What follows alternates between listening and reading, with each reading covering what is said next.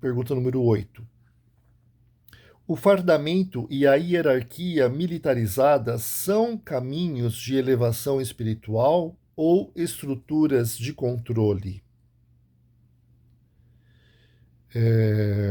Se a doutrina surgisse hoje, fora do imaginário militarizado e patriarcal que marcava o Brasil no início do século XX, ela ainda teria essa estética e organização? A resposta é óbvio que vai solicitar uma opinião. Não tem como a pessoa prever como que seria, como que não seria, né? Então, mais no sentido mesmo de uma provocação para desenvolver essa temática do fardamento.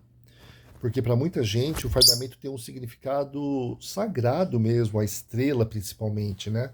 Tem um significado muito profundo. Mas será que hoje essa linguagem, essa simbologia ainda é assim? Em relação ao fardamento, a estrutura hierarquizada, eu não acho que são mecanismos de controle, não. Sabe, eu não acho. Eu acho que a doutrina ela foi revelada ao mestre. Não revelada no sentido, naquele sentido assim, sabe, psicografado, que baixou uma coisa no mestre ali, revelou. Ela foi sendo gradualmente revelada em consonância com com as experiências de vida, com a bagagem espiritual do mestre, com a bagagem cultural dele, tanto que as fardas, na realidade, não tem nem relação com o militarismo, talvez o nome farda apenas, né? Mas elas são oriundas da procissão e do folguedo de São Vicente, né? E do cortejo do Divino Espírito Santo, comuns a um catolicismo popular afro-católico ou afro-caboclo, católico e afro-caboclo do Maranhão, do interior do Maranhão, de São Vicente de Ferrer, né? Então, e aí que tá, muita gente quando, por exemplo, descobriu, né, teve contato e percebeu isso de que, olha ali o, o as fardas, na verdade, o mestre não recebeu por revelação. Na verdade, as fardas, elas vieram lá da cultura local, etc., do bailado também, não sei o que, não sei o que, como se isso não fosse parte da revelação, porque a revelação ela opera por meio da linguagem, a gente que fica viajando a respeito do que é a revelação, sabe? Então, por exemplo, o próprio cristianismo, assim, aquilo que foi revelado, trouxe, por exemplo, a gente pega o Evangelho de São João, o Evangelho de São João usa como recurso poético, em muitos momentos, a linguagem, a cultura grega, né? É o evangelho mais helenizado dos quatro, né? Traz, por exemplo, o conceito de logos, que é um conceito eminentemente platônico e etc., né? Posteriormente também trabalhado por Aristóteles e outros filósofos, né? Então traz ali elementos da cultura grega. Por quê? Daí não é revelação, então está trazendo elementos de uma cultura que é inclusive exógena ao ao background cultural dos apóstolos, que eram judeus, que eram palestinos, etc. Então, quer dizer, não é revelação por conta disso? Não, eu acho que é a revelação, porque ela dialoga com a linguagem, ela traz elementos da linguagem, ela está na linguagem. Né? A gente que fica achando que revelação é uma coisa que cai do céu, assim, né?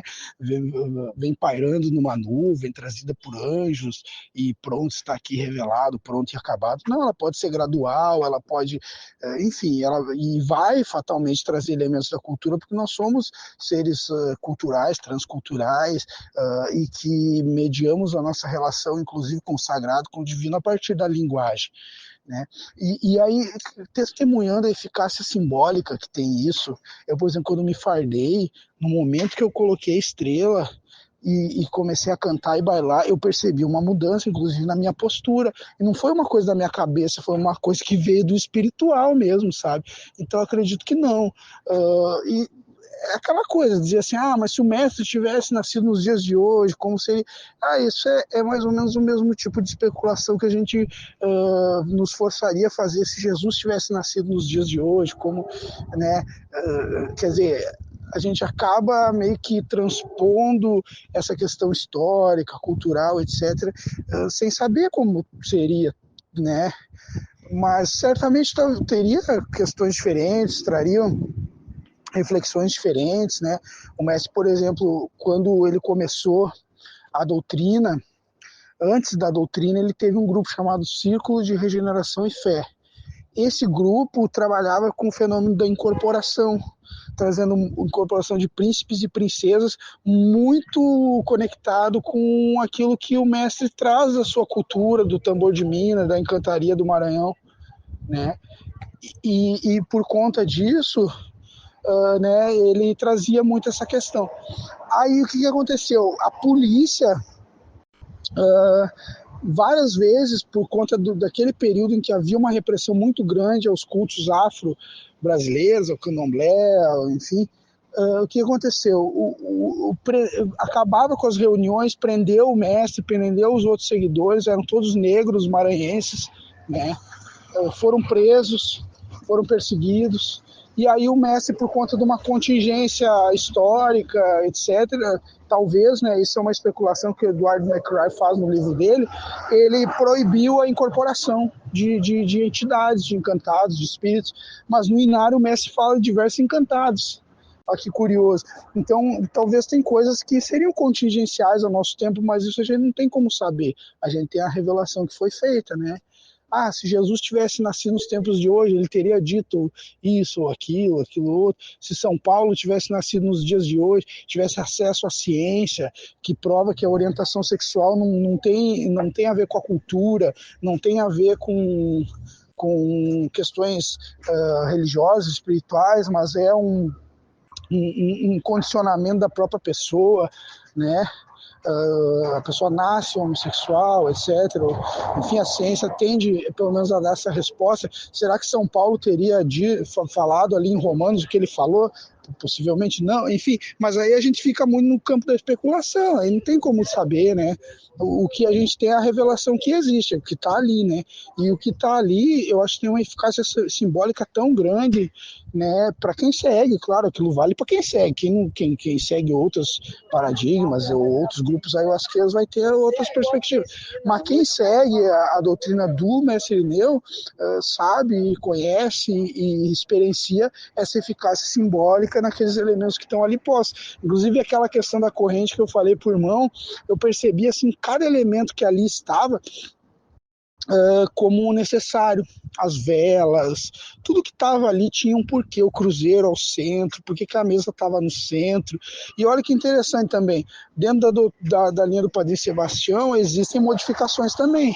A mesa é diferente, o desenho do bailado é um pouco diferente, entende?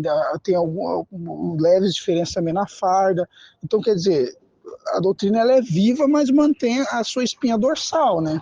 Porque se ela não manter, ela deixa de ser o que ela é, né? Então, né? Enfim.